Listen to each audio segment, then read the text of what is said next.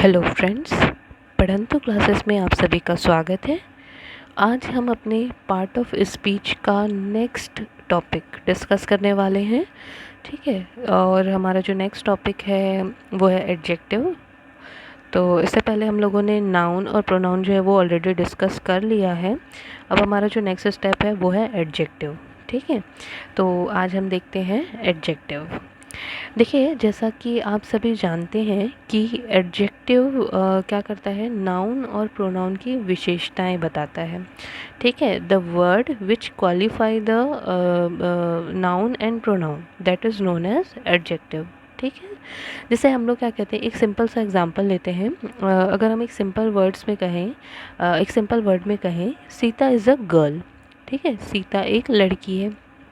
लेकिन अगर इसमें हमारा जो सीता है और एक गर्ल, ठीक है, ये दोनों क्या है, हमारे नाउन है। तो अगर हम क्या करते हैं, Sita is a beautiful girl, ये कहते हैं। ठीक है, तो सीता एक लड़की तो है, लेकिन वो कैसी लड़की है, सुंदर लड़की है। ठीक है, मतलब वो क्या कर रहा है, जो सीता है उसका एक लड़की होने के नाते वो उसको क्या कर रहा है, क्वालिफाई कर रहा है कि she is a beautiful girl. ठीक है, तो इसे हम लोग क्या कहते हैं, एडजेक्टिव कहते हैं। ठीक है, इसी तरीके से जॉन इज़ अ प्लेयर। ठीक है, आपने सिंपल वर्ड में कह दिया कि जॉन एक खिलाड़ी है। ठीक है, लेकिन अगर आप उसमें ये मेंशन करते हैं कि John is a good player, तो इसका मतलब क्या हो जाता है कि वो एक अच्छा खिलाड़ी है। ठीक है, इसने क्या कर दी, जो खिलाड़ी शब्द है उसकी विशेषता को और भी ज़्यादा बढ़ा दिया। ठीक है, तो उसको क्वालिफाई कर दिया। ठीक है, तो इसलिए ये क्या होता है, हमारा एडजेक्टिव होता है। ठीक है, अब देखिए, जो एडजेक्टिव होते हैं वो सिर्फ गुड और ब्यूटीफुल नहीं होते हैं। इसे कुछ मेजर पार्ट्स में डिवाइड किया गया है, जिससे हम लोग क्या कर सकते हैं कि अपने जो एडजेक्टिव्स हैं उनको डिफरेंट पॉइंट ऑफ व्यू से समझ सकते हैं। ठीक है, या इन एक सिंपल वर्ड में अगर हम कहना चाहें तो एडजेक्टिव जो होता है उसके प्रकार जो है वो हम लोग देखने वाले हैं। ठीक है, देखिए, एडजेक्टिव के बहुत सारे टाइप्स होते हैं, पर यहाँ पे हम उनके ऊपर फोकस करेंगे जो कि एग्ज़ाम पॉइंट ऑफ व्यू से इम्पॉर्टेंट है। ठीक है, तो देखिए, सबसे पहला होता है डिस्क्रिप्टिव, दूसरा होता है क्वांटिटेटिव, तीसरा numeral and the last one is demonstrative. ठीक है, तो देखो, कंपैरेटिव मतलब ये होता है, डिस्क्रिप्टिव, इसका मतलब ये होता है कि डिस्क्रिप्टिव एडजेक्टिव जो होता है इसका मतलब ये होता है कि जैसे एक सिंपल वर्ड में हम लोग समझना चाहें तो आप एक पर्सन को डिफ़ाइन करने के लिए जितनी भी चीज़ों का यूज़ करते हैं। ठीक है, जैसे आप एक पर्सन को बोल सकते हैं कि वो टॉल है या तो स्मॉल है। ठीक है, मतलब आपने क्या कर दिया, उसके बारे में बता दिया। ठीक है, आप ये भी बता सकते हैं कि वो गोरा है या काला है। ठीक है, इसके मतलब आपने उसके कलर को डिफ़ाइन किया। ठीक है, आप शेप बता सकते हैं, जैसे अगर हम लोग किसी मटेरियल को देख रहे हैं तो वो ट्रायंगल है, स्क्वायर है ना। तो शेप, साइज़, कलर, है ना, किसी भी तरीके से अगर आप डिस्क्राइब कर रहे हो किसी भी चीज़ को, चाहे वो एक पर्सन हो, चाहे एक ऑब्जेक्ट हो, तो उसे क्या कहा जाता है, डिस्क्रिप्टिव एडजेक्टिव। ठीक है, यहाँ पे जैसे मैंने कुछ एग्जांपल दिए हुए हैं, टॉल, स्क्वायर, ट्रायंगल, ठीक है, रेड, ब्लू, येलो, व्हाटएवर। ठीक है, तो इन बेसिस पे अगर आप किसी चीज़ को डिस्क्राइब करते हैं, that means descriptive adjective. Next आता है क्वांटिटेटिव एडजेक्टिव। ठीक है, आप किसी भी चीज़ की क्वांटिटी कैसे डिफाइन कर पा रहे हैं, है ना, वो होता है क्वांटिटी, मच, इनफ, है ना। ये सारे जो वर्ड्स होते हैं वो हमारे क्या होते हैं, क्वांटिटेटिव एडजेक्टिव होते हैं। नेक्स्ट होता है न्यूमरल एडजेक्टिव। न्यूमरल मतलब क्या होता है कि अगर आप नंबर्स को शो कर रहे हैं, जैसे 2, 3, ट्वाइस, थ्राइस, है ना, तो वो होता है आपका न्यूमरल एडजेक्टिव। और एक लास्ट होता है हमारा डेमोन्स्ट्रेटिव एडजेक्टिव। डेमोन्स्ट्रेटिव एडजेक्टिव मतलब क्या होता है, डेमोन्स्ट्रेट करना। ठीक है, this is a almirah, this is a red almirah, this is a blue almirah, है ना। तो अगर आप किसी भी चीज़ को डिक्टेट कर रहे हैं, इंडिकेट कर रहे हैं और उसके बारे में आप डिफ़ाइन कर रहे हैं, तो वो होता है हमारा डेमोन्स्ट्रेटिव प्रोनाउन। ठीक है, चलिए, अब हम लोग अपने एडजेक्टिव का दूसरा पार्ट जो है वो डिस्कस करने वाले हैं। देखिए, जब भी हम किसी की विशेषता बताते हैं तो हमेशा क्या किया जाता है कि जैसे क्या करते हैं हम लोग, अगर एक सिंगल पर्सन की विशेषता बता रहे हैं तो सिंपल वर्ड्स जो होते हैं उसमें कह दिया जाता है। एक दूसरा तरीका ये होता है कि आप दो लोगों का कंपेयर करके किसी पर्सन पर्सन की विशेषता बता रहे हैं, ठीक है। एक तीसरा पोर्शन होता है कि आप क्या कर रहे हैं कि एक व्यक्ति की तुलना बाकी सारे लोगों से कर रहे हैं, ठीक है। तो इसी को इसी तरीके से हम लोगों ने एडजेक्टिव की 3 डिग्रियां जो हैं वो देखी हैं, ठीक है। एक होती है पॉजिटिव डिग्री, जब आप एक सिंपल पर्सन की या एक सिंगल पर्सन की विशेषता जो है वो बता रहे हैं तब, ठीक है, या पर्सन या ऑब्जेक्ट व्हाटएवर, ठीक है।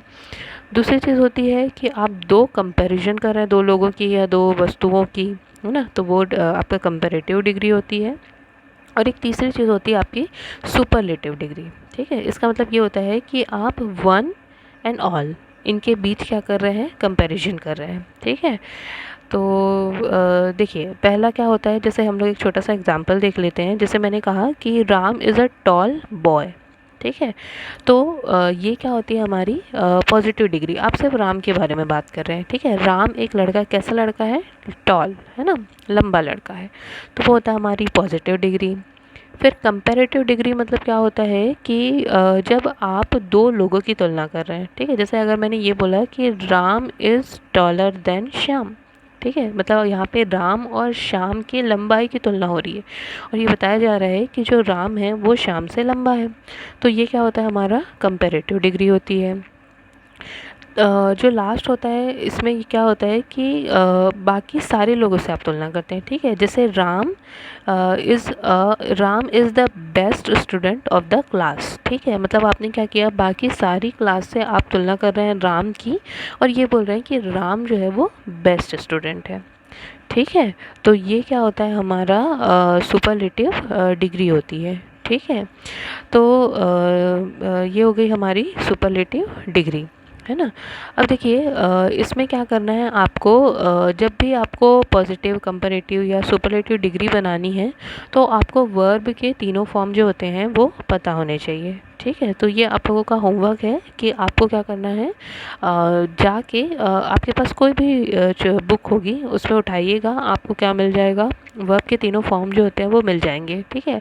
तो आप उनको एक बार देख लीजिए क्योंकि वो सभी का पढ़ा हुआ है। अगर आप उसको एक बार रिवाइज़ करेंगे तो वो खुद ब खुद आपको क्या हो जाएगा, रिकॉल हो जाएगा, ठीक है। तो आपको किसी भी चीज़ को बनाने में ईज़ी होगा। और दूसरा इसका एडवांटेज ये है कि आप जो चीज़ यहाँ पे पढ़ेंगे वो आपको टेंस में यूज़ में आने वाली है, ठीक है।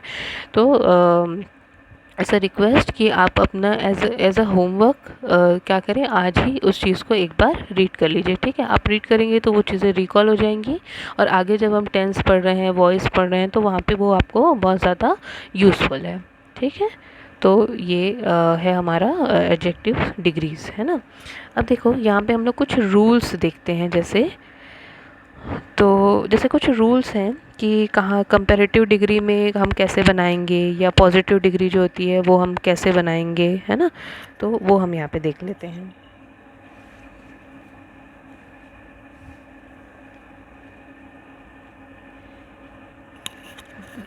देखिए जब भी आप कंपैरेटिव डिग्री बनाते हैं तो आपको दो चीज़ें जो होती हैं वो आप यूज़ करनी है, ठीक है। जैसे देन जो होता है वो हमेशा यूज़ करेंगे आप, ठीक है। आप अगर देन का यूज़ नहीं करते हैं तो आपका सेंटेंस जो होता है वो रॉन्ग हो जाता है, ठीक है। जैसे रिया इज़ टॉलर देन रिम, है ना। अगर आप ये बोल रहे हैं तो देखो देन जो है वो कंपलसरी है, ठीक है। आप ऐसे नहीं बोल सकते रिया इज़ टॉलर रिम, है ना, ये गलत सेंटेंस होगा। तो जब भी आप कंपैरेटिव डिग्री बनाते हैं आपको ये हमेशा फोकस में रखना है, हमेशा ध्यान में रखना है कि आप देन का यूज़ करें। इवन कभी कभी क्या होता है कि जैसे सिंपल क्वेश्चंस आते हैं तो उसको डायरेक्ट आपको फिल इन द ब्लैंक्स दे देगा और यहाँ पे पूछेगा कि यहाँ पे क्या वर्ड आएगा, ठीक है। जैसे Ram is taller blank him, ठीक है। तो अगर आपको ये चीज़ याद है कि कंपैरेटिव डिग्री में देन का यूज़ होता है तो आप वहाँ पे इमीडिएटली फिल कर पाओगे देन, ठीक है। इसी तरीके से एक दूसरे तरीके से भी पूछ सकते हैं, जैसे रिया इज़ ब्लैंक देन रिम, ठीक है। और आपको टॉल जो होगा वो ब्रैकेट में दे देगा और बोलेगा कि यहाँ पे सुटेबल वर्ब जो है वो आप फिल करिए। तो आपको यहाँ पे ध्यान होना चाहिए कि देन, देखो आपको यहाँ पे दो चीज़ ध्यान में रखनी पड़ेगा। जैसे रिया और रिम, ये दो दो पर्सन की बात हो रही है, फिर यहाँ पे देन भी यूज़ हुआ है। इसका मतलब ये है कि यहाँ पे कंपैरिजन हो रहा है और यहाँ पे मेरे को सेकंड फॉर्म ऑफ वर्ब जो है वो लगाना है, ठीक है। तो यहाँ पे क्या हो जाएगा आपका टॉलर, तो इसलिए फिर यहाँ पे आपसे बन जाएगा। ठीक है, तो इसी तरीके से आप कोई भी चीज़ पढ़ रहे हैं तो वो हर तरीके से आपके लिए यूज़फुल है। ठीक है, जैसे मैं यहाँ पे एडजेक्टिव पढ़ा रही हूँ तो मैं यहाँ पे देन के ऊपर फोकस कर रही हूँ। ठीक है, लेकिन अगर जो एग्जामिनर है वो चाहे तो किस तरीके से कर सकता है कि देन को वो रहने दे और वो वर्ब के ऊपर फोकस करे, है ना। तो वहाँ पे ये चीज़ें आपको बहुत यूज़फुल हैं, तो इस चीज़ को थोड़ा सा ध्यान रखेंगे। फिर नेक्स्ट कुछ वर्ड होते हैं जैसे कि सीनियर, जूनियर, प्रायर, प्रिफर, है ना, इन्फीरियर, सुपीरियर। तो यहाँ पे हम लोग देन का यूज़ कभी भी नहीं करते हैं। जब भी आप कंपैरेटिव डिग्री बनाओगे तो आप देन का यूज़ यहाँ पे नहीं करोगे, यहाँ पे हमेशा टू का यूज़ होता है। ठीक है, जैसे Raj is senior to Mohan by 1 year. ठीक है, अब यहाँ पे सीनियर देन, यहाँ पे राज और मोहन ही है लेकिन यहाँ पे सीनियर वर्ड यूज़ हुआ है। ठीक है, और ये क्वेश्चन पूछा गया है ना आपसे, इस तरह के क्वेश्चन पूछ, जैसे हम लोग पूछते हैं, जैसे हम लोग लिखते हैं he prefer coffee, he prefer coffee to tea, है ना। इस तरीके से भी हम लोग यूज़ करते हैं। तो आपको जैसे ये वर्ड्स याद रहेंगे तो आपको समझ आ जाएगा कि आपको देन की जगह पे टू यूज़ करना है। ठीक है, ये इंपॉर्टेंट है, इसको ध्यान में रखिएगा। इससे रिलेटेड पीएससी में क्वेश्चंस जो हैं वो पूछे गए हैं। ठीक है, अब उसके बाद एक हम लोग का सुपरलेटिव डिग्री आता है। सुपरलेटिव डिग्री में क्या होता है, मोर देन 2 पर्सन होते हैं यहाँ पे, है ना। तो यहाँ पे हम लोग हमेशा क्या करेंगे, जो आपका सुपरलेटिव डिग्री होती है ना, थिंग्स, तो हम लोग क्या करते हैं यहाँ पे द वर्ड का यूज़ करते हैं। ठीक है, जैसे he is the best student of the class. ठीक है, आप ऐसे नहीं लिखोगे he is best student of the class. ठीक है, आप हमेशा द लिखोगे, क्यों, क्योंकि आप बाकी सभी लोगों में उसे बेस्ट बोल रहे हैं। ठीक है, तो ये हमेशा ध्यान में रखिएगा। देखो, कंपेरेटिव डिग्री आप बना रहे हैं तो देन कंपलसरी यूज़ होगा। सुपरलेटिव डिग्री अगर आप बना रहे हैं तो वहाँ पे द जो होता है वो कंपलसरी यूज़ होगा। ठीक है, तो ये कुछ इंपॉर्टेंट चीज़ है जो या रूल्स हैं जब आप कंपैरेटिव डिग्री बनाते हैं या फिर सुपरलेटिव डिग्री बनाते हैं। देखिए, एक कंपैरेटिव डिग्री में एक पोर्शन जो था वो छूट गया था, जैसे हम लोग क्या करते हैं ऑफ द टू का भी यूज़ करते हैं। ठीक है, तो यहाँ पे भी 2 पर्सन ही हैं, जैसे Shyam is Elder of the 2 brothers. ठीक है, इसका मतलब ये होता है कि दोनों भाइयों में श्याम जो है वो बड़ा है। ठीक है, तो अगर ये भी आपसे पूछा जा सकता है कि यहाँ पे कौन सी डिग्री है ना, तो आपको जैसे ही दिखता है कि ऑफ द 2 की बात हो रही है तो आप यहाँ पे बता सकते हैं कि ये कंपैरेटिव डिग्री है। ठीक है, तो ये हो गया हम लोगों का क्या कुछ रूल्स कि आप कैसे कंपैरेटिव डिग्री बनाएंगे और कैसे सुपरलेटिव डिग्री को डील करेंगे। ठीक है, फिर अब हम अपने नेक्स्ट पोर्शन की तरफ जा रहे हैं। जैसे देखो, कुछ इम्पॉर्टेंट एडजेक्टिव्स होते हैं जो हमारे क्वेश्चंस में हमसे पूछे जाते हैं। ठीक है, तो उसके ऊपर हम लोग फोकस करने वाले हैं। देखिए, जैसे हम लोग क्या करते हैं, little, a little, the little, ये क्वेश्चंस होते हैं। ठीक है, तो little, a little, the little, ये सब चीज़ें होती हैं, इसके ऊपर हम लोग फोकस करने वाले हैं। तो देखिए, लिटिल और फ्यू, है ना, ये बहुत ही इम्पॉर्टेंट आपके एडजेक्टिव्स हैं, मोस्टली पूछे जाते हैं। तो देखिए, दोनों में डिफरेंस सिर्फ इतना है कि एक हमारा अनकाउंटेबल नाउन के साथ यूज़ होता है और एक हमारा काउंटेबल नाउन के साथ यूज़ होता है। ठीक है, लिटिल जो होता है वो हमेशा हमारे अनकाउंटेबल नाउन के साथ यूज़ होता है, जबकि हम लोग अगर फ्यू की बात करते हैं तो वो काउंटेबल नाउन के साथ यूज़ होता है। ठीक है, अब बाकी सारी चीज़ें मैं आपको बता रही हूँ, बाकी सारी चीज़ें सेम रहेंगी। ठीक है, जैसे लिटिल होता है तो वहाँ पे हम 3 चीज़ें यूज़ करते हैं, लिटिल, अ लिटिल और द लिटिल। ठीक है, तो देखो, अनकाउंटेबल नाउन के साथ यूज़ होगा, मतलब कि जैसे वाटर हो गया, आपका मिल्क हो गया, है ना, इसको आप काउंट नहीं कर सकते हैं। लेकिन फ्यू में क्या होता है, जैसे अगर आप एक टेबल की बात कर रहे हो, स्टूडेंट्स की बात कर रहे हैं, ठीक है, फ्रूट्स की बात कर रहे हैं, तो जिन भी चीज़ों को अगर आप काउंट कर पा रहे हैं तो वो क्या होता है, हमारा काउंटेबल नाउन होता है। तो देखिए, अब लिटिल में क्या होता है, 3 चीज़ें होती हैं, अ लिटिल, लिटिल और द लिटिल। ठीक है, तो देखिए, ये आपके बोलने का तरीका है। लिटिल और अ लिटिल जो होता है, इसमें बेसिकली मैं बताना चाहूँगी कि ये आपके बोलने का तरीका होता है। ठीक है, अगर आप किसी चीज़ को नेगेटिव सेंस में बोल रहे हैं तो वहाँ पे आप लिटिल का यूज़ करेंगे, लेकिन वही अगर आप किसी चीज़ को पॉजिटिव तरीके से बोलना चाहते हैं, ठीक है, तो वहाँ पे आप अ लिटिल का यूज़ करेंगे। देखिए, सेंटेंस दोनों में सेम बनेंगे, बस आपके बोलने के तरीके के ऊपर ये डिपेंड करता है कि आप वहाँ पे लिटिल लगाना चाहते हैं कि अ लिटिल। ठीक है। जैसे देखिए there is little milk in the glass, ठीक है, मतलब ये बोल रहे हैं कि आपकी बिल्कुल थोड़ा सा दूध मेरे पास बचा हुआ है, ठीक है, लेकिन अगर आप उसी को पॉजिटिव सेंस से बोलना चाहते हैं कि मेरे पास थोड़ा दूध है, तो वहाँ पे क्या बोलेंगे आप, there is a little milk in the glass. ठीक है, तो ये दोनों जो होती है वो आपके बोलने के ऊपर डिपेंड करती है कि आप किस तरीके से बोलना चाहते हैं। ठीक है, और एक द लिटिल होता है, इसका मतलब होता है शेष। ठीक है, मतलब जो बचा हुआ है वो, जैसे कि the little milk is evaporated. ठीक है, मतलब जो बचा हुआ दूध था वो इवेपरेट हो गया, वाष्पीकृत हो गया, है ना। आप इस तरीके से अगर बोलना चाहते हैं तो वो चीज़ आप बोल पा रहे हैं। फिर नेक्स्ट आता है हम लोगों का फ्यू, अ फ्यू और द फ्यू, है ना। तो फ्यू, अ फ्यू और द फ्यू में सिमिलर सेम चीज़ें हैं। अगर आप पॉजिटिव सेंस में बोलना चाहते हैं तो आप अ फ्यू का यूज़ करेंगे, नेगेटिव सेंस में बोलना चाहते हैं तो फ्यू का, और यहाँ पे भी जो रिमेनिंग होता है उसके लिए हम लोग द फ्यू का यूज़ करते हैं। ठीक है, जैसे कि एग्जांपल से देख लेते हैं, there are two students, there are few students in the class. ठीक है, मतलब जैसे कोई टीचर गया क्लास में, ठीक है, वो एक्सपेक्ट कर रहा है कि बहुत सारे स्टूडेंट्स होंगे, ठीक है, लेकिन उसने वहाँ जाके देखा तो वहाँ पे बहुत कम स्टूडेंट्स थे।